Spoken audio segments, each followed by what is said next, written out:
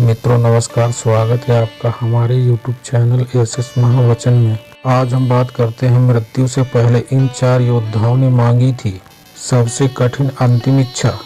केवल श्री कृष्ण कर सकते थे इन इच्छाओं को पूरा। मित्रों जानते हैं विस्तार रूप से वीडियो में अंत तक बने रहिए।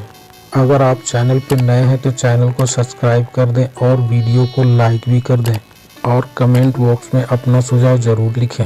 देरी न करते हुए वीडियो को करते हैं शुरू।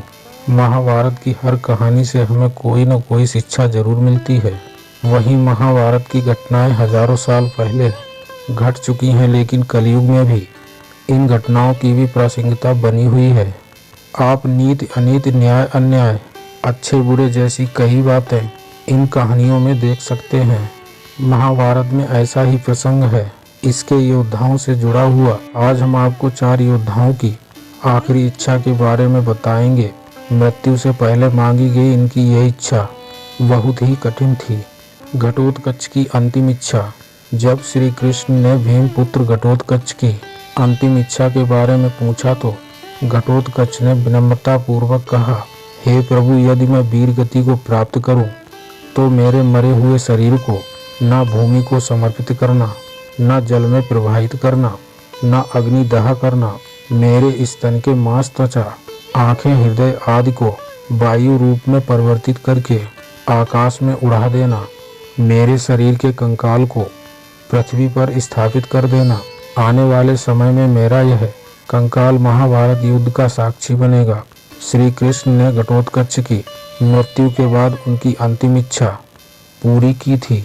दूसरे हैं विदुर। विदुर की अंतिम इच्छा। युद्ध के समय जब विदुर श्री कृष्ण से मिले और मन की गांठें खोलते हुए अपनी अंतिम इच्छा उन्हें बताई। उन्होंने कहा, प्रभु, मैं धरती पर इनका प्रलयकारी युद्ध देखकर आत्मग्लानि महसूस कर रहा हूँ।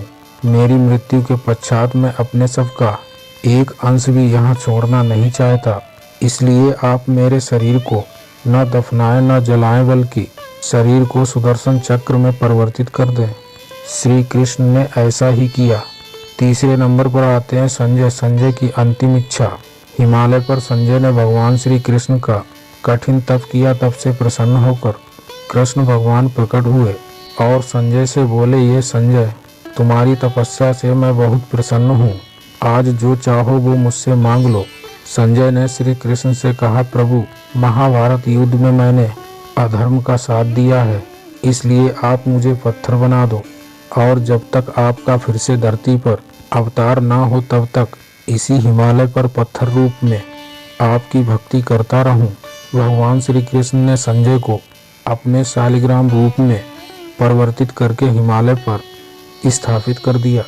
चौथे नंबर पर आते हैं कर्ण। कर्ण की अंतिम इच्छा। जब कर्ण मृत्यु शैया पर थे तो उन्होंने श्री कृष्ण को अपनी अंतिम इच्छा बताई थी। कर्ण ने यह मांगा कि अगले जन्म में कृष्ण उन्हीं के राज्य में जन्म लें और दूसरी इच्छा में उन्होंने कृष्ण से कहा कि उनका अंतिम संस्कार ऐसे स्थान पर होना चाहिए जहां कोई पाप ना हो।